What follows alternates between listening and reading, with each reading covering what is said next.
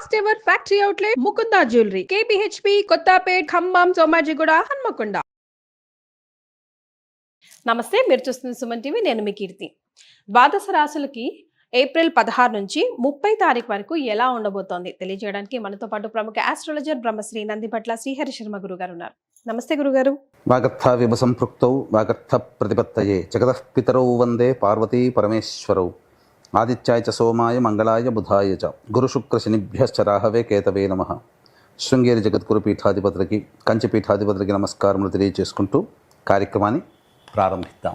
April నెలలో 16వ తారీఖు నుంచి 30వ తారీఖు వరకు ద్వాదశ రాశులలో జన్మించినటువంటి వారికి ఏ విధంగా ఉండబోతుందో తెలుసుకునే ప్రయత్నం చేద్దాం. ముందుగా గమనించాల్సినటువంటిది, వీక్షించేటువంటి సుమన్ టీవీ ప్రేక్షకులు గమనించాల్సినటువంటి అంశం ఏంటంటే, చాలామంది కామెంట్స్ రూపంలో తెలియజేస్తున్నారు, చెప్పినవి కొన్ని జరుగుతున్నాయి, కొన్ని జరగట్లేవు, కారణం ఏంటి అని చెప్పి. ప్రధానంగా శాస్త్రాన్ని అనుసరించి ఎప్పుడైనా మనం వెళ్ళాలి కాబట్టి రాశి మరియు లగ్నము రెండూ ప్రధానమే. కాబట్టి ఇక్కడ ఈ యొక్క సందేహాలకన్నిటికీ కూడాను నివృత్తి చేస్తూ ఇప్పుడు క్లియర్ కట్గా ఇంకా లోతైనటువంటి విషయ పరిజ్ఞానాన్ని ప్రేక్షకులకు అందించాలనేటువంటి ఒక సదుద్దేశంతో మనం ముందుకు వెళదాం. ముఖ్యంగా అందరికీ కూడా గుర్తుపెట్టుకోండి, జన్మ లగ్నం అని ఉంటుంది, జన్మ నక్షత్రాన్ని బట్టి రాశి ఉంటుంది. కొంతమందికి date of birth, time, place తెలియవు. కాబట్టి పేరులో మొదటి అక్షరం ఏది ఉంటుందో దానిని బేస్ చేసుకొని ఆ రాశిని మనం చూసుకోవాలి. అయితే నామనక్షత్రంలో కూడా చాలామంది పొరపాటు పడుతున్నారు. కాబట్టి ఇక్కడ వాటికి సంబంధించినటువంటిది, ఉదాహరణకి శ్రీనివాస్ అనే పేరుందనుకోండి, ఏం చూస్తున్నారు? కుంభరాశి చూస్తున్నారు, కాదు, తులారాశి చూసుకోవాలి. ఇలా కాబట్టి ఎవరైనా కానీ జన్మించిన లగ్నాన్ని ఆధారంగా చేసుకొని మొట్టమొదటిగా మనం చూసుకోవాలి. జన్మ లగ్నం తెలియని వాళ్ళు కనీసం రాశి నుంచి చూసుకోవాలి. ఈ జన్మలగ్నము రాశి రెండూ తెలియనటువంటి వాళ్ళు నామ నక్షత్రం మీదుగా చూసుకోవాలనేటువంటిది విషయాన్ని ప్రేక్షకులకు తెలియజేస్తున్నాను. కాబట్టి ఈ పట్టు నుంచి మనము లగ్నాన్ని బేస్ చేసుకొని మరియు రాశిని బేస్ చేసుకునే విధంగా తెలియజేసుకునే ప్రయత్నం చేద్దాం. ముఖ్యంగా కొంతమందికి, ఉదాహరణకి ఇప్పుడు మనం మేష నుంచి మొదలు పెడుతున్నాం కాబట్టి మేషలగ్నము, ఈ మేషలగ్నము ఒక వ్యక్తికి ఉంటుందనుకుందాం. అదే మేషలగ్నంలో జన్మించినటువంటి వ్యక్తికి కన్యా రాశి. మరి ఏ రాశి ఫలాలు చూసుకోవాలి అనేటువంటి సందేహం కూడా కలుగుతుంది. కాబట్టి ఇక్కడ నివృత్తి చూస్తూ మొట్టమొదటిగా లగ్నమే ప్రధానం కాబట్టి ఎవరు ఏ లగ్నంలో జన్మించారో ఆ లగ్నాన్ని బేస్ చేసుకునే పరిహారాలు చూసుకుంటే మీకు ఖచ్చితంగా అన్నీ సరిపోతాయి. అది గుర్తుపెట్టుకోండి. లగ్నము తెలియని వాళ్ళు అప్పుడు రాశి చూసుకోవాలి. అంటే ఒకరిది మేషలగ్నం అయి ఉండి కన్యా రాశి అయితే లగ్నాన్ని మేషలగ్నంగానే ప్రధానంగా చూసుకొని ఫలితాలు బేరీజు వేసుకోవాలి. లేదు కన్యా రాశి అనుకున్నప్పుడు లగ్నం తెలియనప్పుడు కన్యా రాశి నుంచి చూసుకుంటే 40% వరకు మ్యాచ్ అవుతాయి. లగ్నం నుంచి చూసుకుంటే 60 to 70% వరకు మనం చెప్పేటువంటి విషయాలు మ్యాచ్ అవుతాయనేటువంటి విషయాన్ని గమనించుకోగల ప్రార్థన. ఇక వివరాల్లోకి వెళ్ళినట్లయితే ప్రధానంగా ఈ యొక్క 12 రాశిలో జన్మించినటువంటి వారికి ఏ విధంగా ఉండబోతుందో తెలుసుకునే ముందు గ్రహ సంచారం తెలుసుకుందాం. మేషంలో రవి మరియు వృషభంలో గురువు, కర్కాటకంలో కుజువు, కన్యలో కేతువు, అలాగే మీనంలో బుధ, శుక్ర, శని, రాహు గ్రహాలు. కాబట్టి చాతుర్గ్రహ కూటమి 30వ తారీఖు వరకు కూడా ఉండబోతుంది అనే విషయాన్ని గుర్తుపెట్టుకోవాలి. ఏప్రిల్ 16 to 30 మకర రాశి వారికి ఎలా ఉంటుంది గురుగారు? ద్వాదశ రాశులు లేదా ద్వాదశ లగ్నాలలో భాగంగా ఏప్రిల్ 16వ తారీఖు నుంచి 30వ తారీఖు వరకు మకర రాశి లేదా మకర లగ్నంలో జన్మించినటువంటి వారికి ఏ విధంగా ఉండబోతుందో తెలుసుకునే ప్రయత్నం చేద్దాం. ముఖ్యంగా ఈ మకర లగ్నం లేదా మకర రాశిలో జన్మించినటువంటి వారికి ఏలినాటి శని దోష ప్రభావం తొలగిపోయింది, అదొకటి. అలాగే గురుబలం అధికంగా ఉంది మరియు సంపూర్ణంగా యోగకారకుడు లగ్నాన్ని లేదా రాశిని వీక్షిస్తున్నాడు. ఈ కారణం చేత అద్భుతమైనటువంటి యోగ కాలం. చేస్తున్నటువంటి ఉద్యోగంలో కాస్త శ్రమ అధికంగా ఉంటుంది. ఉద్యోగంలో కానీ, వ్యాపారంలో కానీ, కుల వృత్తిలో కానీ, ఏ వ్యాపారమైనా ఏదైనా శ్రమ అధికంగా ఉంటుంది. కానీ ఖచ్చితంగా భవిష్యత్తులో మంచి ఫలితాన్ని పొందుతారు. అంటే శ్రమ అధికంగా ఉంటుందనంటే మంచి ఆర్డర్లు రావడము, లేకపోతే మిమ్మల్ని మీరు ప్రూవ్ చేసుకోవడానికి మంచి అవకాశాలు రావడం జరుగుతాయి. తద్వారా ఏమవుతారు? మీరు బిజీ అవుతారు, మీకు శ్రమ అధికంగా వస్తుంది. తద్వారా మీకు అన్ని విధాలుగా మంచి జరగబోతుంది. ముఖ్యంగా గురువు సంపూర్ణంగా అనుకూలంగా ఉన్నటువంటి కారణం చేత విద్యార్థులు ఉత్తమ శ్రేణిలో పాస్ అవుతారు. వారు కోరుకున్నటువంటి విద్యాలయాల్లో ప్రవేశం జరుగుతుంది. అన్ని విధాలుగా కాంపిటేటివ్ ఎగ్జామ్స్లో సంతోషకరమైనటువంటి ఉత్తీర్ణత శాతాన్ని పొందుతారని చెప్పవచ్చు. మరీ ముఖ్యంగా రాశికి మరియు మకర రాశికి మకర లగ్నానికి యోగకారక గ్రహం వీక్షణ సంపూర్ణంగా ఉండడం చేత అత్యుత్సాహముతో పనులన్నీ ముందుకు జరుగుతాయి. కానీ తుదకంటూ పోరాటం చేసే ప్రయత్నాన్ని మారకండి. ఎందుకనంటే అన్నీ బాగున్నాయి, కానీ యోగకారక గ్రహము బలహీనంగా ఉన్నటువంటి కారణం చేత ఏం జరగబోతుంది, ముఖ్యంగా మధ్యలోనే ఆ పనిని వదిలిపెట్టాల్సినటువంటి పరిస్థితి కానీ, లేదా ఆ చేస్తున్న పని ప్రారంభిస్తారు, లేదా ఏ పని మొదలుపెట్టినా మధ్యలో ఆ పని మీద ఆసక్తి తగ్గిపోతుంది. కాబట్టి ఆసక్తిని కోల్పోకుండా తుదకంటూ పోరాటం చేయండి. అద్భుతాలు మీరు ఈ యొక్క 15 రోజుల్లో సృష్టిస్తారని చెప్పవచ్చు. ముఖ్యంగా చిరకాల వాంఛగా ఇంటిని సొంతం చేసుకోవాలనుకునేటువంటి వాళ్ళు కొంత ఇక్కట్లు పాలవ్వక తప్పదు. లోన్లు అన్నీ అవుతున్నట్టుగానే అనిపిస్తే లోన్లు శాంక్షన్ కాకపోవడం, వాహనాన్ని నడిపేటప్పుడు జాగ్రత్తలు పాటించాలి. అన్నిటికంటే ముఖ్యంగా ఆత్మవిశ్వాసమే మీ పెట్టుబడి, మీ ఆయుధం అనే విషయాన్ని గమనించుకోండి. ఇదొక్కటి చాలు, అంతా యోగదాయకంగా ఉంటుంది.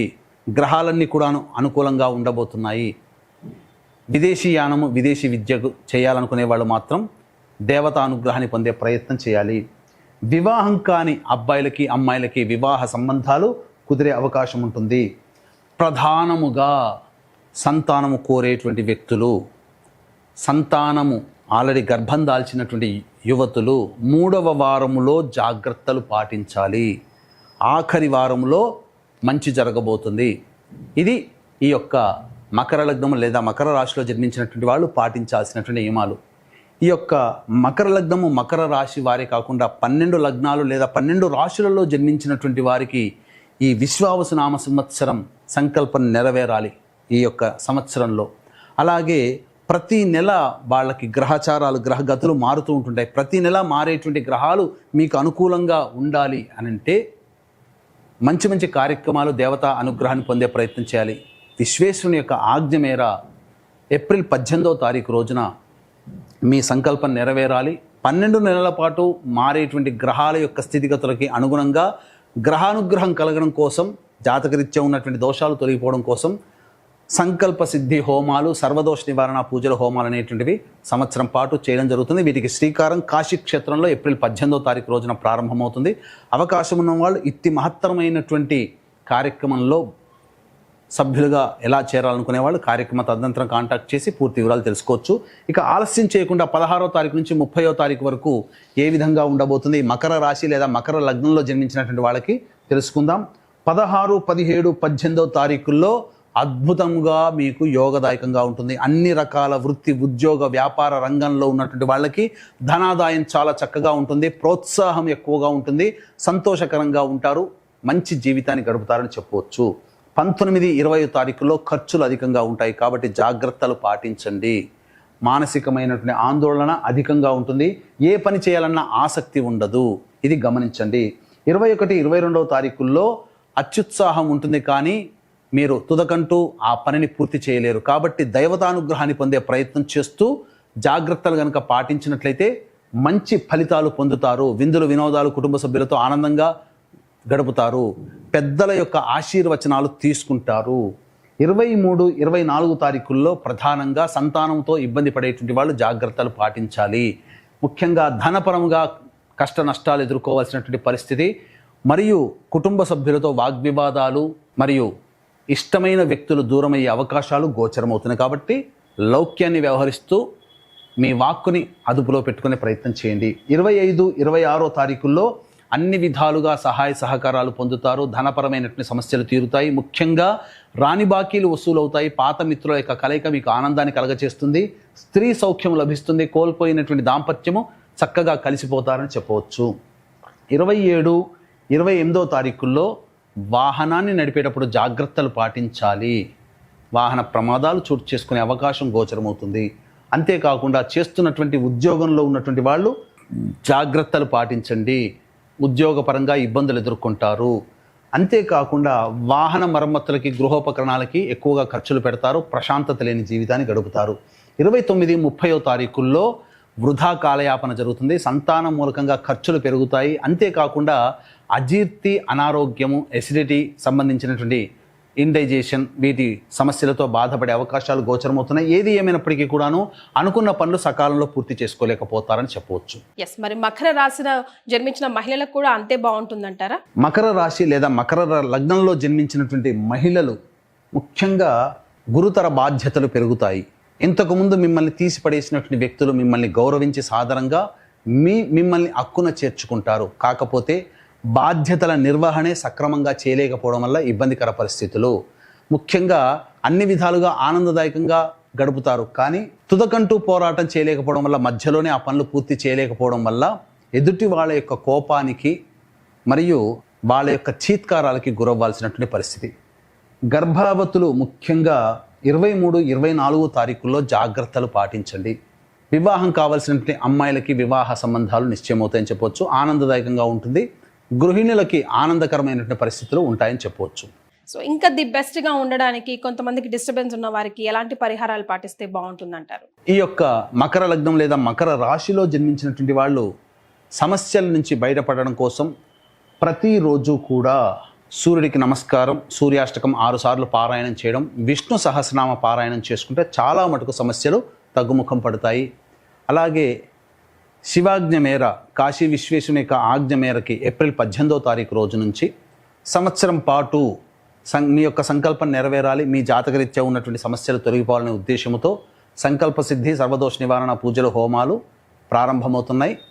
ఏప్రిల్ 18వ తారీఖు రోజున అవకాశం ఉన్న వాళ్ళు ఇటు కార్యక్రమ తదనంతరం కాంటాక్ట్ చేసి పూర్తి వివరాలు నమోదు చేసుకోవచ్చు. చాలా సంతోషం గురుగారు, ధన్యవాదాలు.